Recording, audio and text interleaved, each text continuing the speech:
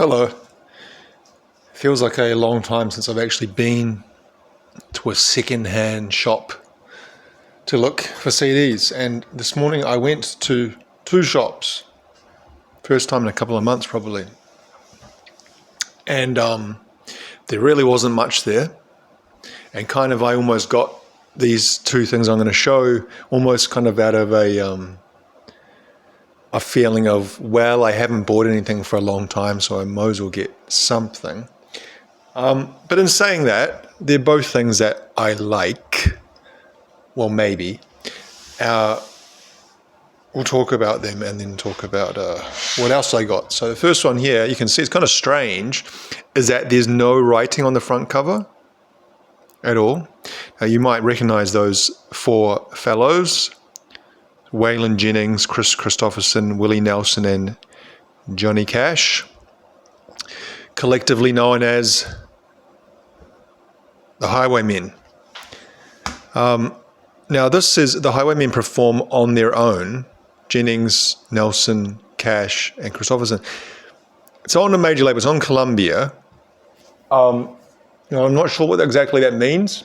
Does that mean it's them just doing the solo, like Johnny Cash doing Folsom Prison Blues, and well, as it, you can see there, and they've kind of collated them together and to say, look, here's the Highwaymen performing their songs not as Highwaymen, because I've heard a lot of them. The Highwaymen would have their own songs, but then they would also perform some of the songs of the different artists, especially live. I'm talking about. So I assume that's what this is that it's just the individuals, but I might be wrong. Maybe it's them performing those songs as a group. You can see down the bottom though, they've actually got the Highwaymen, the song. You see there, these guys wrote a few of those songs. Johnny Cash did Folsom Prison Blues. A Boy Named Sue, is that Shel Silverstein? That also, or he was an author. He did some of these kind of famous children's books. And it was around like the 1960s. And there's one particular book where on the back cover of the book is his photo, and it's quite scary. Here it is here. I just saw it as I searched. This is the first thing that came up. They're like, imagine a children's book, A4 size, and you turn over and that's staring at you. As a kid, it's kind of scary. Yes, The Giving Tree is the book I was thinking of. Did he also songwriter, musician? So I'm going to assume that S. Silverstein is Sheldon Silverstein, music. Silverstein, blah, blah, blah, blah, blah. Okay, so it said he also did, he wrote for Loretta Lynn and some other Boy Named Sue, yes, and a few other Johnny Cash songs as well. Well, that's interesting. I never knew that.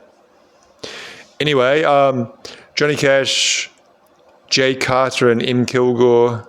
So what I'm pointing out here is that a lot of these songs are not written by the artists themselves, such as Blue Eyes Crying in the Rain is done by F. Rose. Anyway, so it says the Highwaymen perform on their own, 16 original hits plus bonus track, The Highwaymen. Doesn't really give any more information than that. But it's put out on a major label, and the reason why I pointed that out before is because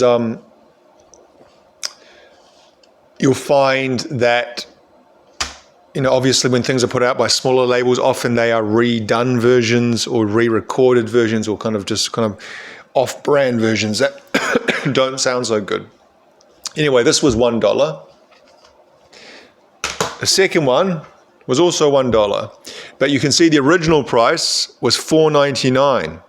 Now, this would have been purchased a while ago at the warehouse, because the warehouse in New Zealand is probably the biggest, I guess, what we call big box store in the mold of Walmart or Target in America.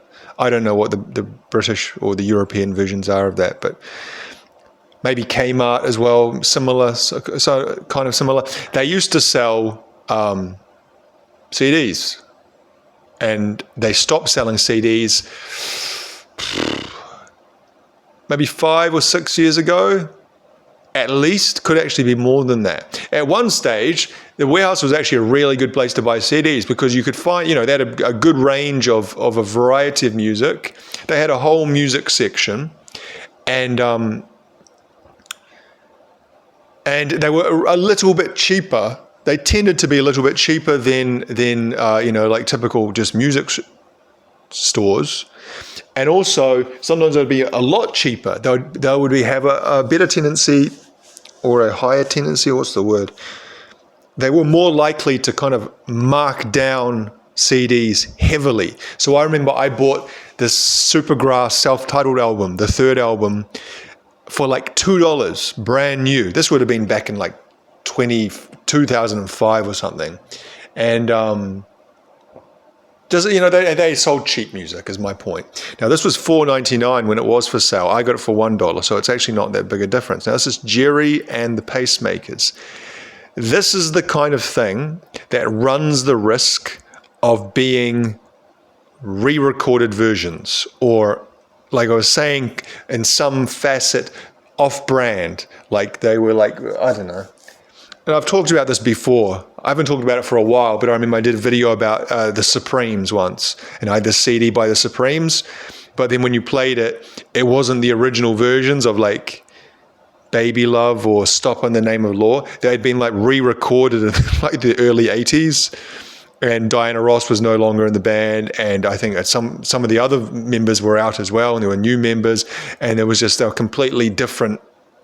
They sounded cheap and with low production values. And so that is something that happens with these bands or artists from the 60s, that the rights or the publishing rights or whatever you want to call it have been sold and resold so many times, wrangled through legal proceedings, that whoever owns them at the time will try and make a quick buck off them, or used to, and would re-record them and release them. And I don't know if that's the case here. I tried to look in as I was in the shop, and one of the kind of the worrying things is it's not on it's not a major label. I don't know if Gerry and the Pacemakers ever were on a major label, to be honest, but MCPS, that looks really budget. Music Central. The disc itself also looks slightly budget. Looks like it's been printed on someone's printer. The booklet is sparse. I say, here we go. We see these names here. Why? I don't understand what's going on here. Murray Marsden. Oh, is that the writer? Okay, that's the writer. And we've got Universal. And obviously Universal or EMI.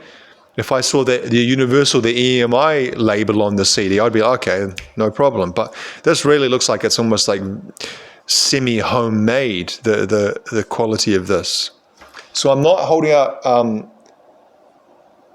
lot of hope, but at the same time, I'd say I'm 75 to 25. 75, I think this will be the proper original recorded versions that we're all familiar with. 25%, I think it will be re-recorded shite.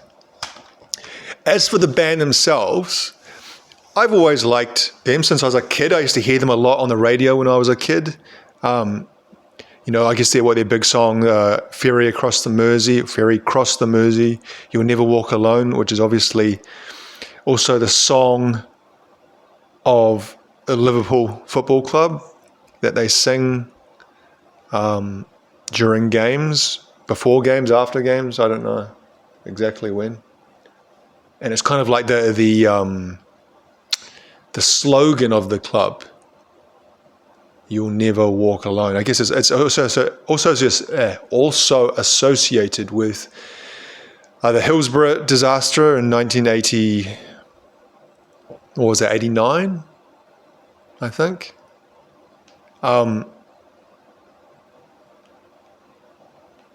And yeah, I don't know the ins and outs and the club law.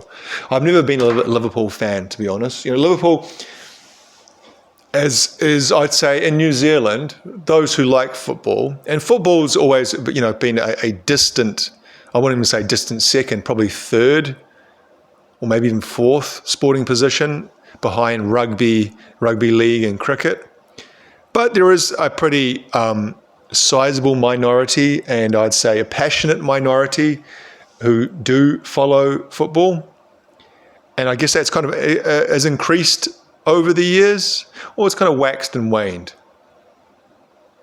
I'd say, anyway, why don't you go into the history of why football is or isn't. But I'd say that Liverpool is probably, and this is not just New Zealand, I'd say outside of the UK or outside of England, international fans, Liverpool, those big clubs have always got the biggest fan bases, don't they? You don't find many people in Japan who are following, Brighton or Aston Villa, but you do see a decent amount of people who follow Liverpool, Chelsea, Arsenal, Man U, and I guess now Man City as well. And I'd say Liverpool was kind of maybe the most popular out of those. Maybe Man U. It's kind of changed, hasn't it, with the success of the teams. In the 90s, it was obviously Manchester United. You could walk down the street in cities around the world and see people wearing Manchester United's jerseys. And then also there was, I know in Korea, South Korea, Manchester United was always super popular because Park Ji-sung played for them for a decent amount of time. And he's kind of was a national hero in that country. And so people, just like now, the Tottenham had a big following in Korea because Son Heung-min played for them.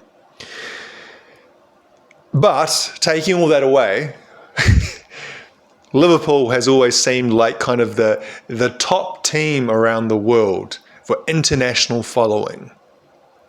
I remember when I was a kid, my older brother liked Liverpool, followed Liverpool. And I can't remember the reason why. Maybe it's because when we were kids in that kind of a late 80s time, well, not just the late 80s, but kind of Liverpool was very successful during that period.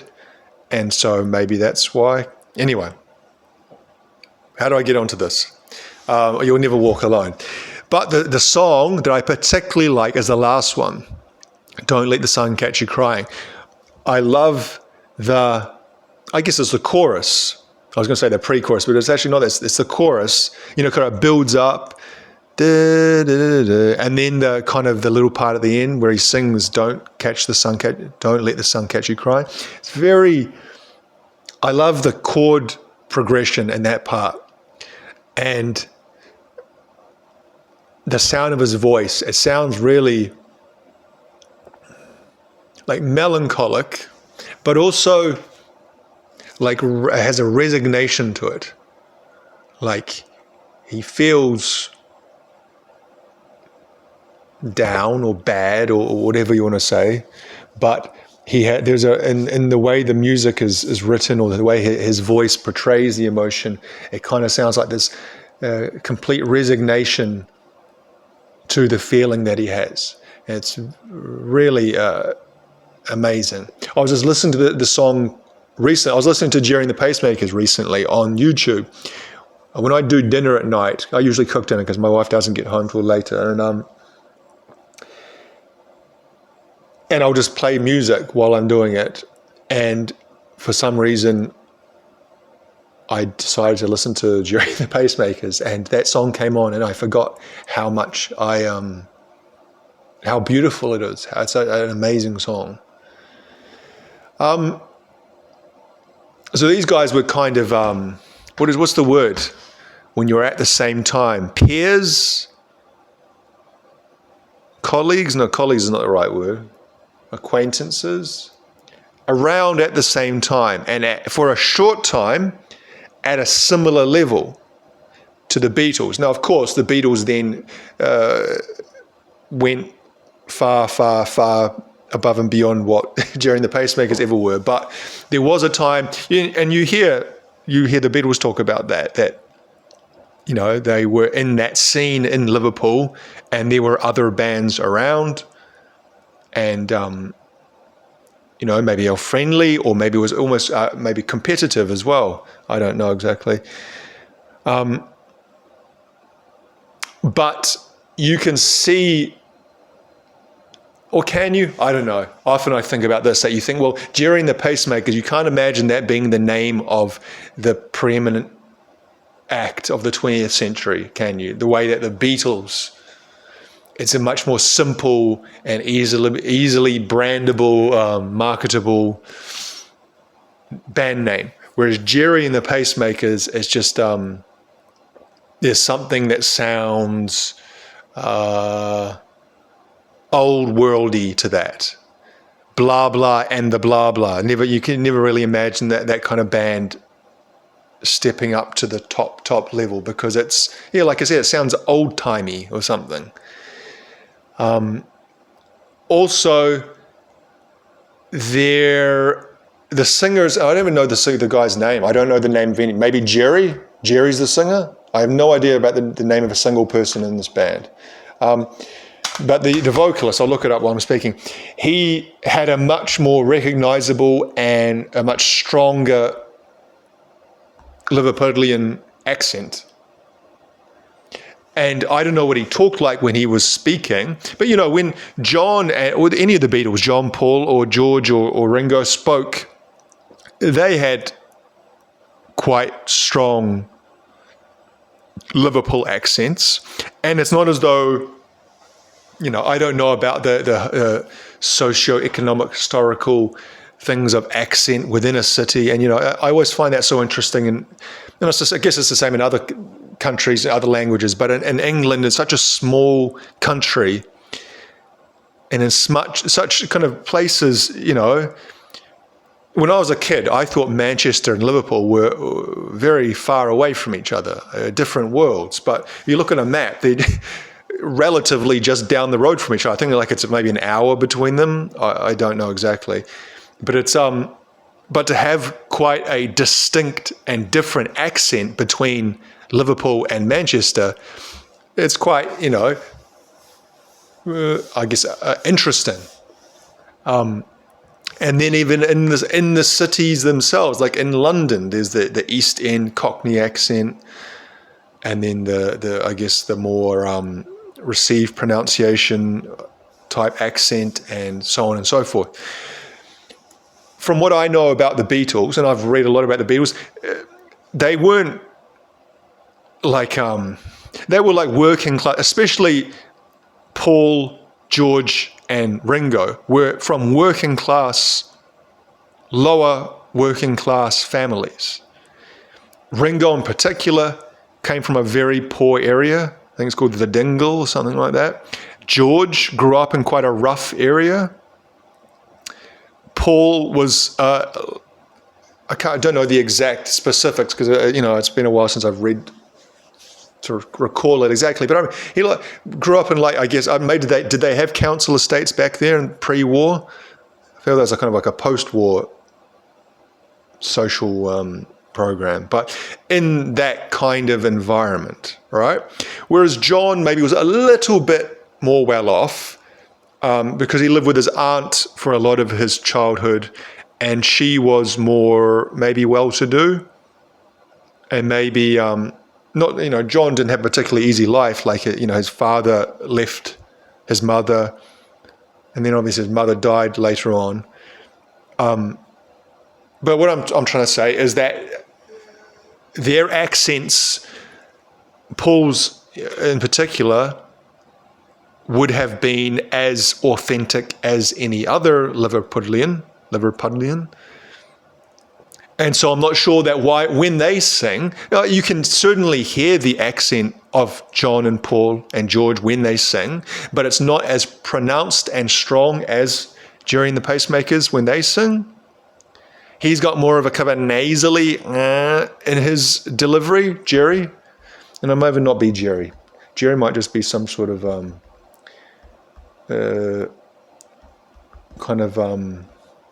placeholder name. Gerry and the Pacemakers, English group, blah, blah, blah. Produced by George Martin. Well, there we go. There's another connection.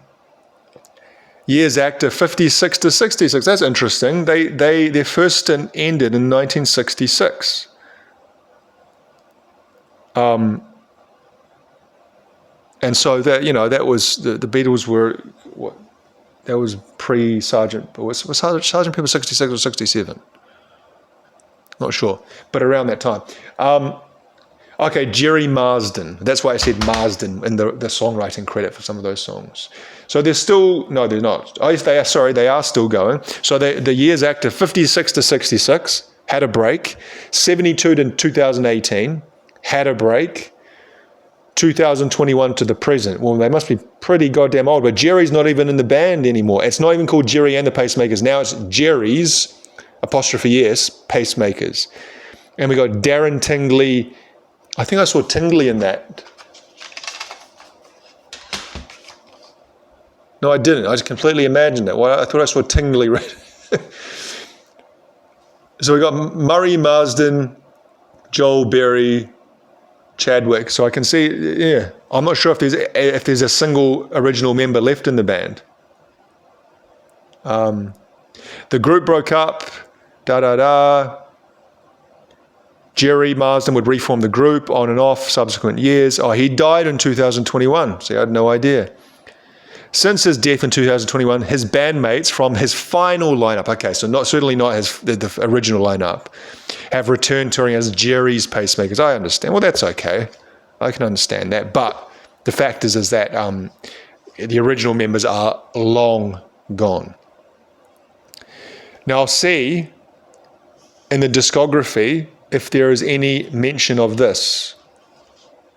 What's it called? Gerry and the Pacemakers. It doesn't even have any sort of subtitle. It's just Gerry and the Pacemakers, Literally nothing else. It's not called the best of. It's just Gerry and the Pacemakers. I'm seeing if there's any compilation albums. Let's have a look. I'll show this. Why am I not showing this on screen? I'd probably better show this. Compilation. So we got video albums, EPs, shingles. Oh, where's compilation? I can do this, can't I? No, wrong one. See, I'm trying to look through the camera on this. 1965. Well, it's not going to be that. When did this come out? This came out in... I'm not saying any year, but it looks relatively, in the last 20 years. So we'll keep going down. The best, Gerry and the Pacemakers, the essential. No, it's not even on here. Well, that's a worry, isn't it? Because that's what it's titled, isn't it? The essential, the greatest, the blah blah years, the very best of, the ABs and EPs. You'll never walk alone, the EMI years. Uh-oh. And these are all put out, like on EMI. That one's cast. That one could be that one, the collection. Is that something? No. Anyway, I will listen to it. Actually, I'm going to do that now. I'm going to quickly put it on. I'm going to pause this and I'll come back and give you a result. Bad news, guys. It's... I'll say slightly off-brand. It's not the original recordings. Now, I'd say those first few songs, I was of two minds. I was like, is this? But the one that tipped me off 100% was Don't Let the Sun Catch You Crying, because I know how that starts off. It's got kind of very lush strings, and it wasn't like I would guess that was maybe recorded in a little bit later than the 60s, maybe when they got back together in the 70s or the 80s, because his voice is not completely aged, but it doesn't have the same richness. That's a shame. Pop that in the bin. Won't be needing that. No, I'm not sure if I'll do that, but that is, it was a gamble. and the gamble didn't pay off. You should always know that. You know, there's too many clues. $4.99 at the warehouse. That's one clue. Looks like it's been made at home on someone's home printer. That's another one. Some no-name music label. That's another clue. No actual title of an album, such as the best of or anything. So failed on that one. That's okay. Other things I bought. Now, I don't usually show it. Well, I do sometimes, but why not? Seeing as there's nothing particularly interesting there. The Plague by Albert Camus, secondhand, $4. I've actually read this before, but it was about 25 or 6 years ago when I was at university. So I like Camus. And I also kind of half collect old comics. When I say half collect, I've always liked comics since I was a little kid. And I used to read The Beano and Buster and Whizzer and Chips. And if you're English, you might know those. If you're not English, you probably don't know them. But they used to sell them in New Zealand. So maybe if you're New Zealand Australian, you might know them as well. But when I was a kid, I used to collect them. I used to buy them every week, or my mum used to buy them for me every week.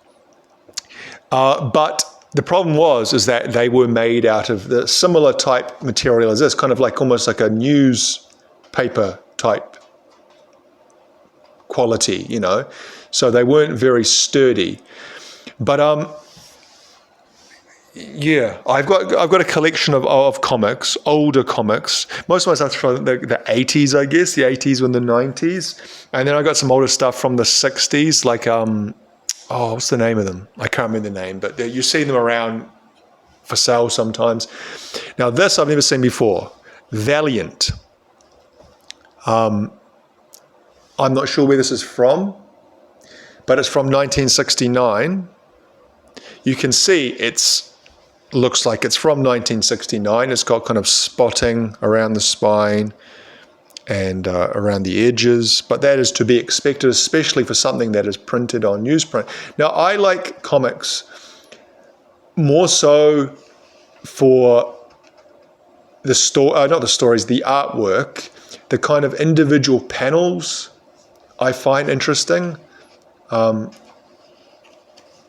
like panels in isolate. You mean there's someone else up here, Gov? Someone or something. And I intend to discover the truth of the matter. If it's the last thing I do, well, that's a bit cliched, isn't it? This one doesn't have any, but there we go. I especially like this kind of stuff. The old advertisements, the kind of, I don't even know what you call it. So this is English because it says Anglo, so it must be English. Now, I don't know what's with D? What? Because this is, I'm not sure. So it's a mixture of kind of comedy and action and horror, which is typical of the time.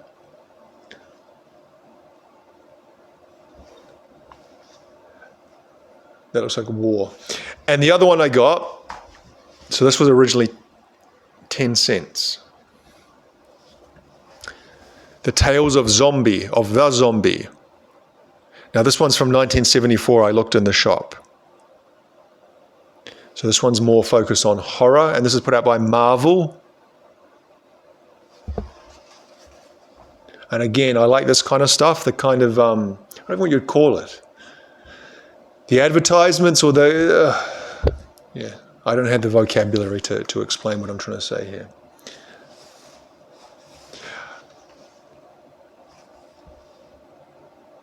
You see how much it costs. 6 issues of Vampire Tales. $5 in the US, $6 in Canada, and $8 foreign. I wonder if you get it sent to New Zealand back then in the 70s. Probably not. It would have taken, I had to come on a boat. It would have taken months and months and months. Voodoo War. Yeah, I don't know. There's something about old comics that hard to describe. It's not nostalgia, because both these were before I was alive, years before I was alive. But it's more,